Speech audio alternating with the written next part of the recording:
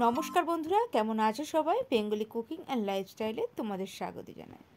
আজকে দেখো, এখানে আমি কাতলা মাছ নিয়ে নিয়েছি। আর এই কাতলা মাছটাকে আজকে একটু অন্যভাবে বানাবো। সবসময় তো আলু দিয়ে ঝোল কিংবা ঝাল খেয়ে থাকি, আজকের বানাবো বেগুন দিয়ে। তো দেখো, সেই মতো এখানে মাছটাকে প্রথমে লবণ, তারপরে হলুদ দিয়ে সুন্দর করে হাতের সাহায্যে মেখে নিলাম। তো দেখো, মাছটা মাখানো হয়ে গেছে।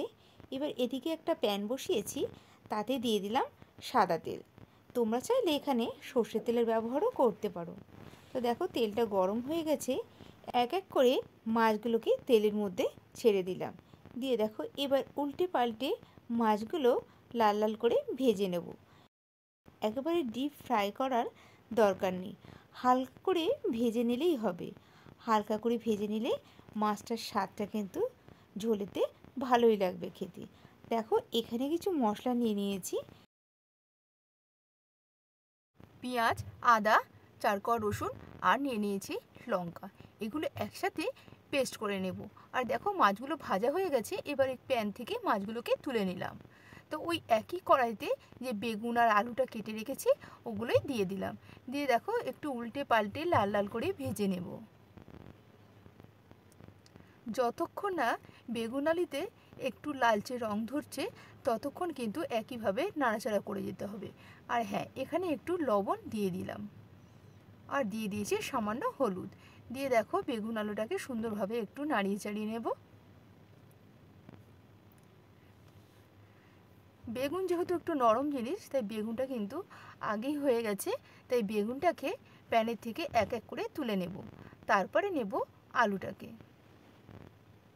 তো দেখতেই পেলে বেগুন কিন্তু ভাজা হয়ে গেছে, তাই বেগুনটাকে আগে তুলে নিলাম।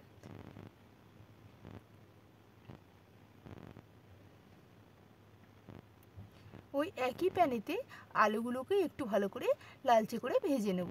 তো দেখো, এখানে আলুগুলোও ভাজা হয়ে গেছে। ওই আলুগুলোকেও তুলে নিলাম। এবার ওই প্যানেতে সামান্য একটু তেল দিয়ে দিলাম কালো জিরে আর কাঁচা লঙ্কা ফোড়ন, দিয়ে দিলাম পেঁয়াজ কুচি। আর যে মশলাটা দেখিয়েছিলাম সেই মশলাটাকেও দিয়ে দিলাম। পেঁয়াজ বাটা, আদা বাটা, রসুন বাটা আর শুকনো লঙ্কা বাটা, দিয়ে দিলাম পরিমাণ মতো হলুদ আর লবণ। দিয়ে এবার মশলাটাকে সুন্দরভাবে কষাতে থাকবো। যতক্ষণ না মশলা থেকে তেল রিলিজ করছে ততক্ষণ কিন্তু একইভাবে মশলাটাকে নাড়িয়ে চাড়িয়ে যেতে হবে। তো দেখো, এখানে মশলাটা সম্পূর্ণভাবে কষানো হয়ে গেছে। এখানে আমি একটা গোটা টমেটো দিয়ে দিলাম। আর এই টমেটোটা কিন্তু আমি পেস্ট করব না, ওর সঙ্গেই নাড়াচাড়া করব যাতে টমেটোটা একটু গোটা গোটা থাকে। আর দেখো, এখানে ভেজে রাখা আলুটাকেও দিয়ে দিলাম। আর বেগুনটা কিন্তু পরে দেব। তো দেখো, একটু নাড়িয়ে চাড়িয়ে এখানে দিয়ে দিলাম জিরে আর ধনে গুঁড়ো। দিয়ে দেখো, আবারও একটু নাড়িয়ে চাড়িয়ে নিলাম। এবার দিয়ে দিলাম মটরশুঁটি। মটরশুঁটিটাকে দিয়েও 2 থেকে 3 মিনিট নাড়িয়ে চাড়িয়ে নেব। মটরশুঁটি কিন্তু আগে থাকতে দেবে না। আগে থাকতে দিলে কি হবে বলো তো, মটরশুঁটিটা কিন্তু গলে যাবে আর খাওয়ার সময় একটু খুঁজে পাবে না কিংবা গোটা গোটাও থাকবে না। তাই মটরশুঁটিটাকে পরে দিলেই ভালো হয়। তো দেখো, কষানো হয়ে গেছে। এখানে দিয়ে দিলাম আমি গরম জল। সবসময় দেখবে মাংস কিংবা মাছ রান্না করার সময় একটু গরম জল ব্যবহার করলে তরকারির স্বাদটা কিন্তু দ্বিগুণ বেড়ে যায়। তো দেখো, জলটা ফুটে উঠেছে। এবার এর মধ্যে দিয়ে দিলাম ভেজে রাখা মাছগুলো। মাছগুলোকে দিয়ে 2 থেকে 3 মিনিট ঢাকা দিয়ে ভালো করে ফুটিয়ে নেব। তো দেখতেই পেলে এখানে টকবক করে ফুটে উঠেছে। এবারে দিয়ে দিলাম ভেজে রাখা বেগুনগুলো। তাহলে কি হবে বলো তো, বেগুনগুলো কিন্তু গলে যাবে না। তো দেখো, এখানে বেগুন, আলু, মটরশুঁটি সব সুন্দরভাবে সিদ্ধ হয়ে গেছে। এবার দিলাম ওপর থেকে ধনেপাতা ছড়িয়ে। তো রেসিপিটা কেমন লাগলো অবশ্যই কমেন্টে জানাবে। ভালো লাগলে একটা লাইক করে দেবে।